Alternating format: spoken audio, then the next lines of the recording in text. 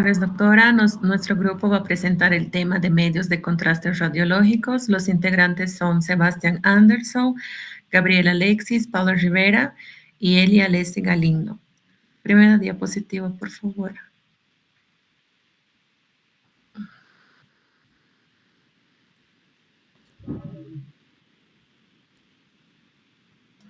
Como introducción, los medios de contraste son sustancias utilizadas en los estudios de diagnóstico por imágenes para mejorar la visualización de órganos, vasos sanguíneos y diferentes estructuras internas del cuerpo. Su principal función es aumentar la diferencia entre los tejidos, permitiendo obtener imágenes más claras y precisas, lo que facilita el diagnóstico y la evaluación de diversas enfermedades. Siguiente diapositiva. Ahora veremos cuáles son las características que debe tener un medio de contraste ideal. Para que un medio de contraste sea seguro y eficaz, debe cumplir ciertos requisitos. Primero, debe tener un elevado poder de contraste para que las estructuras puedan observarse claramente. También debe presentar baja viscosidad, ya que esto facilita su administración.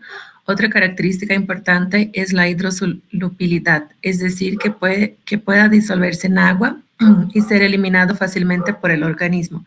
Además, debe ser estable, tener buena tolerancia local y sistémica y presentar baja toxicidad, disminuyendo el riesgo de efectos adversos en los pacientes. Siguiente, por favor. Formas de clasificar los medios de contraste. Y se clasifican principalmente en positivos y negativos. Los contrastes positivos aumentan la absorción de los rayos X, por lo que las imágenes aparecen más blancas. Los ejemplos más utilizados son el yodo y el bario. Por otro lado, los contrastes negativos disminuyen la absorción de los rayos X y producen imágenes más oscuras. Entre ellos encontramos el aire y el dióxido de carbono. La elección del contraste depende del tipo de estudio y de la estructura que se desea evaluar. Siguiente, por favor.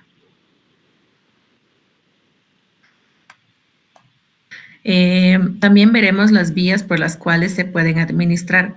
Los medios de contraste pueden administrarse por diferentes vías según el estudio que se vaya a realizar.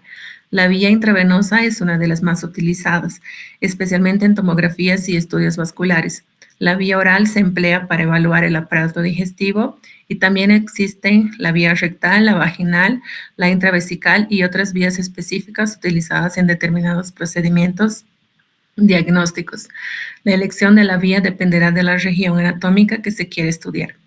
Siguiente, por favor. Le pasa a mi compañero. Continuando con la exposición, vamos a hablar de la clasificación de los medios de contraste. Principalmente, estas se clasifican en yodados, varitados, basados en gadolíneo y ecográficos. Esta clasificación mayormente depende de la técnica de imagen en la que se van a usar. Por ejemplo, los yodados son los que más se usan en tomografías y angiografías. El bario es más que todo en tubo digestivo y el gadolíneo en resonancia magnética. No todos los contrastes realzan la imagen de la misma manera. Cada uno tiene una identificación específica dependiendo del estudio que se le va a realizar. Siguiente diapositiva, por favor. Los contrastes yodados mayormente son los que son más usados en tomografía axial computarizada, también en estudios vasculares, pero mayormente estas absorben bien los rayos X y permiten ver vasos, órganos y lesiones con mayor claridad. En cambio, en el sulfato de bario, en los varitados, se utiliza sobre todo en estudios de tubo digestivo, ya que recubre la mucosa y permite observar mejor la anatomía del esófago, estómago o intestino. El contraste varitado, más que todo, da excelentes detalles en las mucosas, pero debe usarse con criterio porque el riesgo, si se sale fuera del tubo digestivo, puede ser muy tóxico para el paciente. Siguiente diapositiva, por favor.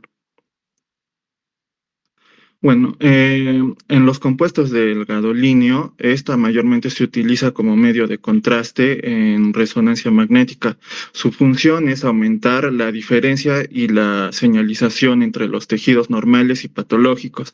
Esta mayormente ayuda a detectar tumores, inflamación, lesiones vasculares o alteraciones del sistema nervioso central. El gadolínio es muy tóxico si está libre en diferentes partes del cuerpo, por eso siempre se administra unido a quelantes. También podemos mencionar que hay compuestos lineales y macrocíclicos en el gadolínio, que como ejemplo puedo decir que el gadobutrol, el gadoterato, el gadoteridol. El gadolínio no mejora todas las resonancias por igual, sino que este indica cuándo se necesita caracterizar mejor una lesión o evaluar una vascularización. Siguiente diapositiva, por favor. En las reacciones adversas a los medios de contraste pueden ver tres formas, una que son leves, moderadas o graves. También se pueden dividir en reacciones inmediatas y tardías. Las más leves incluyen prurito o urticaria, náuseas o sensación de calor. Las moderadas pueden producir broncoespasmos o tal vez inclusive un edema facial. Y las graves se pueden incluir anafilaxia, hipotensión severa y compromiso respiratorio. En frecuencia las reacciones graves son bajas porque el personal siempre debe estar preparado para actuar de inmediato ante una situación grave. Siguiente diapositiva, por favor. En los factores de riesgo y las complicaciones que puede llegar en pacientes que mayormente presentan estas reacciones, es que la reacción previa puede ser por el mismo tipo de contraste, porque también aumentan el riesgo al asma, antecedentes alérgicos importantes que en el caso del gadolínio puede causar una insuficiencia renal muy severa. También podemos ver que puede haber una fibrosis sistemática nefrogénica. Y esto no solo importa por el contraste, también importa mucho el tipo de paciente al que se le va a administrar. Por eso hay que analizar bien al paciente y saber a qué paciente realizar esto. Siguiente diapositiva, por favor. El manejo inicial de la hipersensibilidad, ante todo, lo primero es suspender inmediatamente la administración del contraste. Luego, tenemos que evaluar al paciente siguiendo el ABC, o sea, la vía aérea, la respiración y la circulación. Después, debemos administrar si se monitoriza al paciente y se prepara un tratamiento según a la gravedad que tenga el paciente. El manejo inicial no empieza simplemente con los medicamentos, sino empieza con el reconocimiento del problema y asegurando primero la estabilidad del paciente. Aquí, como podemos ver en mi diapositiva, vemos el cuadro de la anafilaxia, cómo se puede reaccionar ante estos problemas de hipersensibilidad usando este cuadro. Siguiente diapositiva, por favor. Ahora hablamos del tratamiento farmacológico y el soporte. Cuando una reacción es grave, especialmente si hay anafilaxia, el tratamiento de elección es la adrenalina intramuscular. Además, se puede usar oxígeno y líquidos intravenosos. También se puede usar broncodilatadores si es que hay broncoespasmos y antihistamínicos en algunos casos. Y también se puede usar la atropina si existe una bradicardia vasovagal. Em, También la adrenalina no debe retrasarse en una anafilaxia porque es la medida que más impacta para la supervivencia del paciente. Siguiente diapositiva, por favor. Ya, eso es todo. Paso a mi compañero. Siguiendo con la exposición, ahora entrando al tema de complicaciones por administración endovenosa por medios de contraste. Generalmente, los medios de contraste administrados por vía endovenosa son seguros, pero también pueden producir algunas complicaciones. Entre ellas encontramos reacciones alérgicas, extravasación del contraste, o alteraciones renales. Por eso es importante evaluar previamente el estado del paciente y sus antecedentes médicos.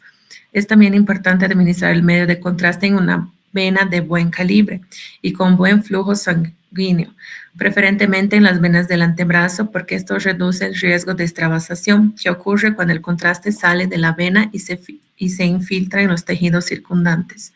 Además, una vena adecuada permite una inyección más rápida y segura, disminuyendo el dolor, la inflamación y otras complicaciones locales. Siguiente diapositiva, por favor. Existen situaciones especiales que requieren mayor precaución antes de administrar un medio de contraste.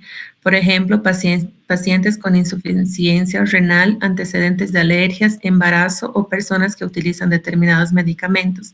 En estos casos, el profesional debe evaluar los riesgos y beneficios antes de realizar el estudio. Los pacientes diabéticos requieren una evaluación especial antes de la administración de medios de contrastes iodados. Principalmente se utiliza metformina.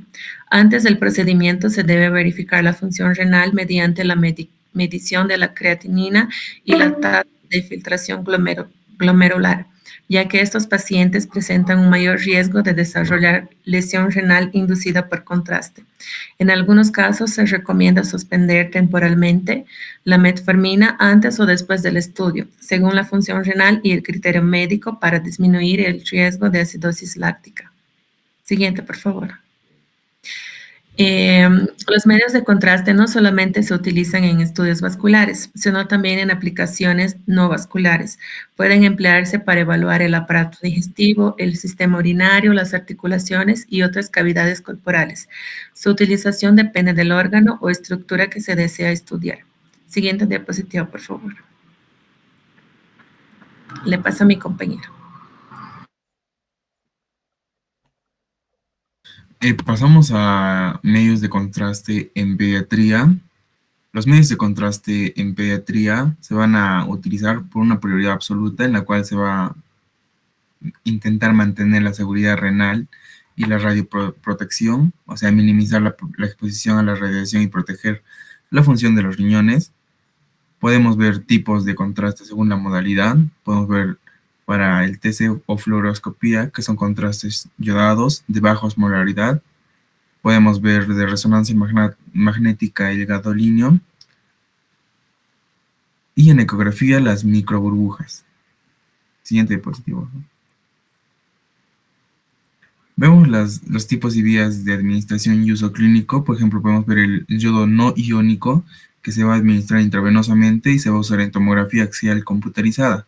Esta nos va a permitir visualizar de forma clara las arterias, venas, tumores, procesos infecciosos y poder evaluar el correcto funcionamiento renal. Podemos ver también el yodo hidrosoluble, que es uso intracavitario, que se administra por vía intracavitaria mediante la colocación de una sonda.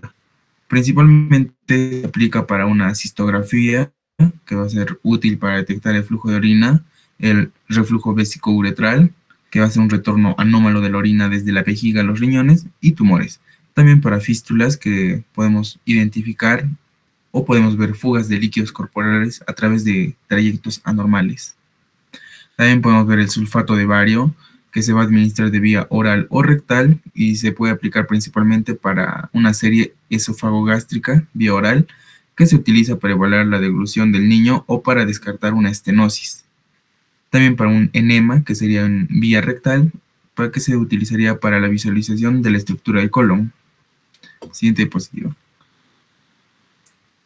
En caso del gadolíneo, podemos ver lo que se va a administrar de vía intravenosa. Se va a usar en resonancia magnética, que es el mejor agente de contraste para evaluar los procesos inflamatorios en el cerebro y patologías de la médula espinal y tumores óseos. Esto nos va a servir de gran utilidad para caracterizar lesiones ocupantes de espacios irregulares con centros necróticos y para tener una captación anular de contraste en cortes axiales, sagitales o coronales. También nos va a apoyar para el diagnóstico de anomalías cardíacas complejas como la anomalía de Epstein y la comunicación interatrial tipo de la fosa oval del ostium secundum. También podemos ver las microburbujas, que se va a administrar intravenosamente. Se utiliza para una ecografía Doppler, que nos va a permitir verificar si un órgano está recibiendo una perfusión sanguínea adecuada. con la gran ventaja de ser un método libre de una radiación ionizante. En caso de usar aire o CO2, se administra por vía rectal y se va a emplear para la colonoscopia virtual o como medida terapéutica en una urgencia pediátrica que se utiliza para reducir una invaginación intestinal. Siguiente diapositiva. Hablando de radiofármacos, vamos a diferenciar, a diferencia de los medios de contraste tradicionales que van a resaltar la estructura anatómica, los radiofármacos van a tener una función biológica que estos se van a introducir directamente en el proceso metabólico del cuerpo para poder evaluar en un tiempo real cómo trabaja la célula. Se van a utilizar tanto para el diagnóstico como para el tratamiento. Para el diagnóstico podríamos ver algunos que utilizan emisores de gamma o de positrones que son captados mediante cámaras especiales para formar imágenes metabólicas como el tecnesio 99 o el fluoro 18. Y para terapia se van a utilizar los emisores alfa-beta, cuya función es irradiar localmente y destruir células tumorales como el lutecio 177 y el yodo 131. Siguiente diapositiva. También en sus tipos y vías de administración y uso clínico podemos ver al tecnesio 99-MDMSA, que se va a administrar intravenosamente, que se va a utilizar para detectar cicatrices renales, que nos va a permitir evaluar si los procesos infecciosos previos, como una pielonefritis, han dañado el tejido funcional del riñón de forma permanente. El tecnesio 99-MAG3 se va a administrar intravenosamente, se va a emplear para una realización de un renograma dinámico. Este estudio nos va a servir para medir qué tan rápido el riñón limpia la sangre y va a ayudar al diagnóstico de forma precisa si existe alguna obstrucción de la vía urinaria. También podemos mencionar el flúor 18-FDG, en el cual se va a administrar intravenosamente. Tiene un uso clínico en la tomografía por emisión de positrones para detectar áreas de alto metabolismo celular, basándose en el efecto de Warburg, que las células tumorales consumen la glucosa a una tasa mucho mayor. Tiene un valor del 90% en la especialidad de oncología pediátrica para detectar tumores y también realizar la estadificación de esta enfermedad. Siguiente diapositiva.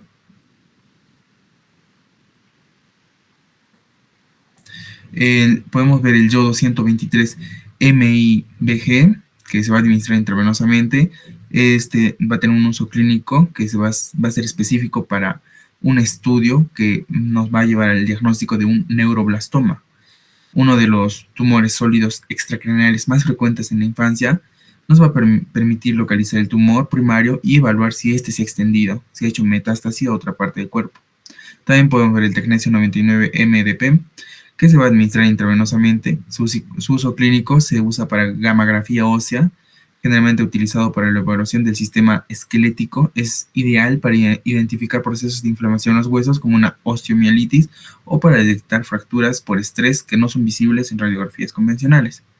También podemos ver el yodo 131, que es de administración oral, que se usa para terapia y diagnóstico, principalmente en patología tiroidea oncológica, con el fin de quemar o destruir mediante radiación beta los restos de tejido tiroideo o células malignas remanentes tras una cirugía de cáncer de tiroides.